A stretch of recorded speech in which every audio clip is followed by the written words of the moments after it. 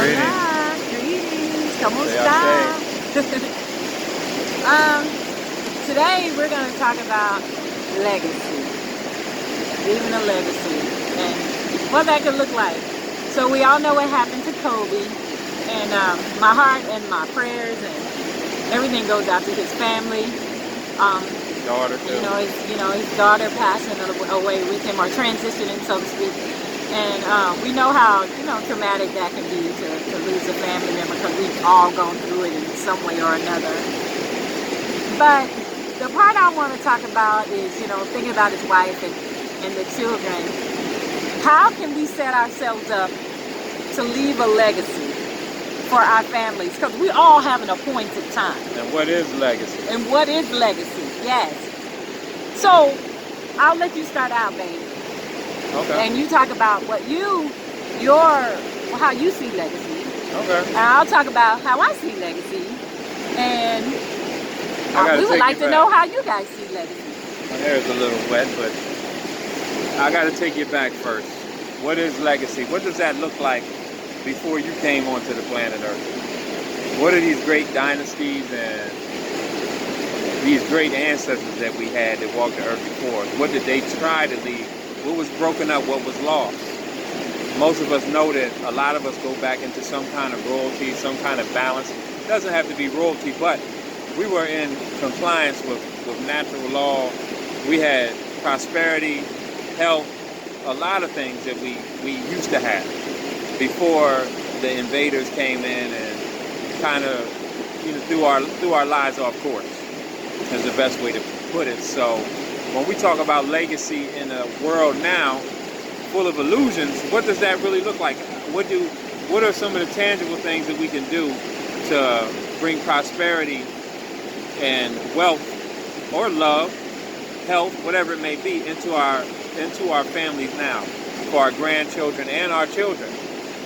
And to me, some of those things would be definitely, whatever your gift is, I would say be sure that your gift is, you're being compensated for your gift.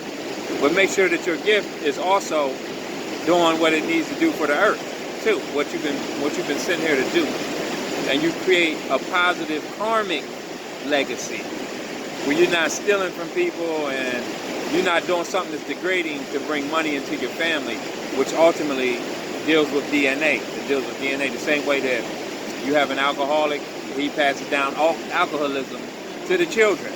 So whatever your morals have to be intact, dignity, humility, humbleness, add that to your gift and approach the world and begin to put the stepping stones together to leave something great here, karmically great, so that their paths aren't hindered by anything that you set forth on, quote unquote, on what you think leaving something, a legacy behind for your children may look like to you.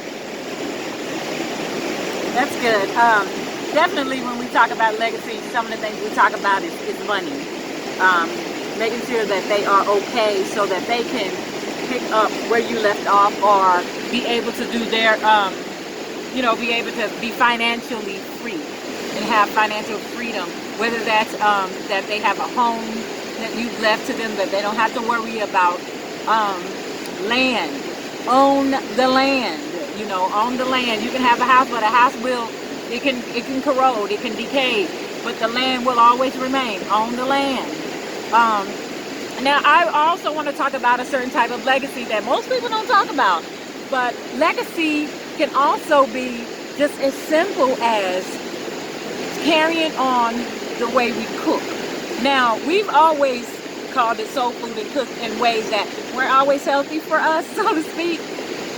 But those recipes are those things that you're doing right now, being able to get with your children and get in the kitchen and spend that quality time teaching and discussing and talking and bonding.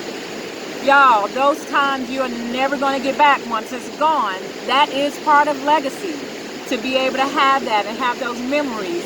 I can go back to think about my mom and my big mama and my granny.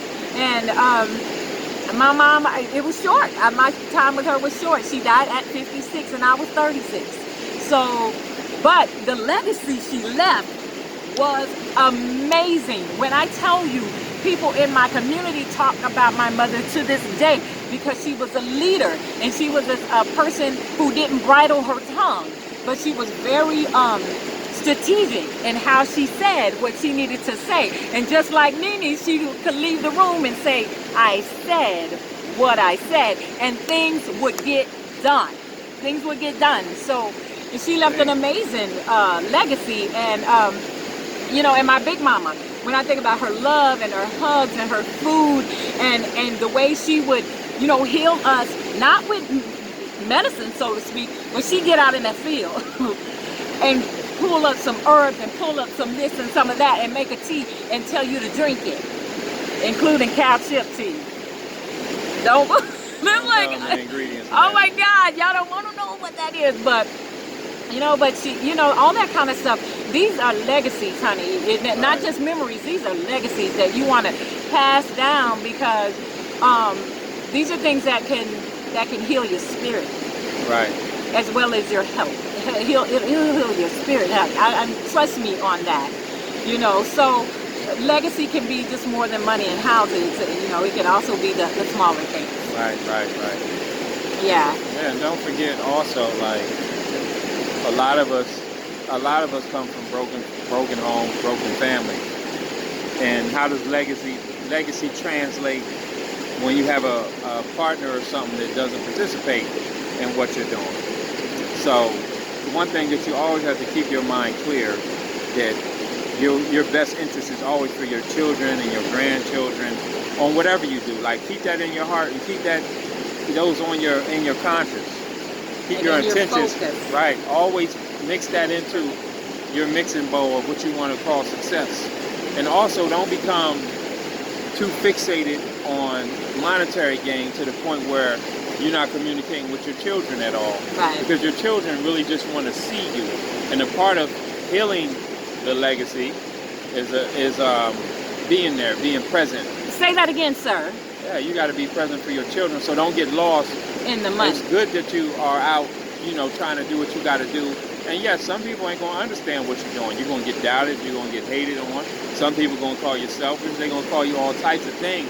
But just keep your intentions in your heart always pure on your journey. But remember that time can be taken from you. We just saw what happened to Nipsey, Kobe. So be sure to leave a memory with your children as well of love and peace. And give some of them jewels that you got inside yourself to your children. And your children will also know, like my wife was saying, your children will also know that that's a part of legacy too, because sometimes you can't leave money behind. That's right. All you can leave is memories of who you were. And your children don't always watch you. They don't always see you, so they don't know you. Right. Communicate with your children. Let them know what you're doing. Let them know what you're trying to accomplish, so they don't think that dad forgot about them or mom forgot about them on their journey to do whatever they're doing. And with that being said, sometimes, depending on the situation, maybe your child might not even want to communicate with you. You know what I'm saying? Maybe sometimes, because I remember a time when my kids didn't understand some things that were going on with me, you know, and stuff like that. But as they got older, you see, they started learning more. But you have to hold your position in being mature, in being their parent, and make it, and you know, and showing them right, no matter what it looks like, showing them right. And then as they grow older, they're gonna be like, you know what? I understand now. I remember, you know how they used to say when, you know, we used to say when we were kids, oh, I ain't gonna treat my kids like that when I get older. But then when we get older, we say, Mama, I see what you was talking about now. Because we go through it, you know what I'm saying? So don't get upset with your kids if your kids, you know, they don't get, honey, they're not supposed to get it. They're not old enough to get it yet. They're just not old enough to get it. I tell my kids all the time, keep on living. Keep on living. And also, something to be wary of, if your finances aren't straight and you may have bad credit, understand what that translates as in the spirit world is something is owed. Yeah. A debt, or I don't even want to call it a debt. There's something that you're in your ancestral ways that you forgot about, that you put aside. And this is what creates that deficit. So you can be trying hard and hard and hard to accomplish something, but it don't seem like it's ever working. Whenever you come to those moments in your life, you need to really introspect on your situation and why is this reoccurring event keep presenting itself. Why does it keep And happening? if you look at the elements that surround that situation, you can begin to gain clarity, be it a relationship or be it finances. Take a good look at what you're doing and understand which one of your children's mad at you about something, or what happens when what happened. Why can't I budget my money? You spending frivolous or whatever it is. These are all habits and things that have been passed down to you. So understand that a part of being in alignment is being in alignment, is being a stippler for your money, your finances. Understanding that your ancestors, they were very balanced.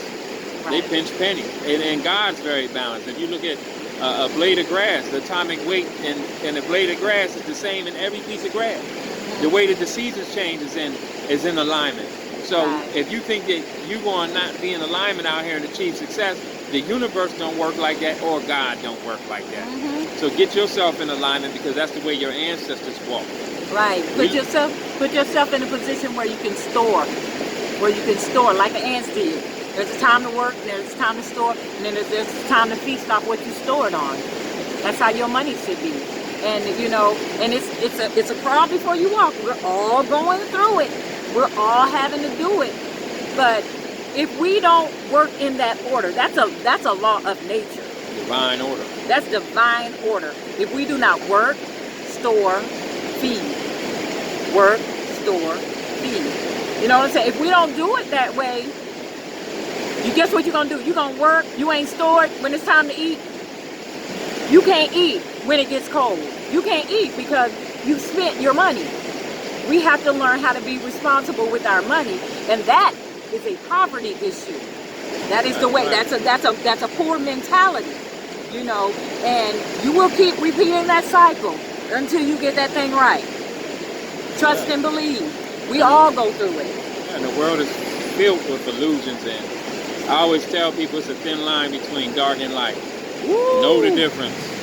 Know when you're doing something that's dark, when you're caught all up in your mind and your feelings, and you're doing something against someone else.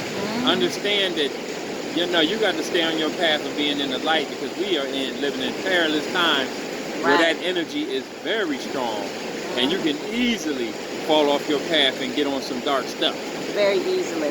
And you don't want and then you're dealing with things that you'll be attracting bad situations. So whatever you do, stay positive, stay in the light, Walk in the light. And your legacy will come. And legacy is more than finances. It can be a business for sure, but build that business off of good morals, good integrity. Don't create no bad karmic energy for your kids, because as they say, the sins of the mother and father shall visit the sons and daughters. And remember that. Clean that stuff up. Clean it up. Clean it up.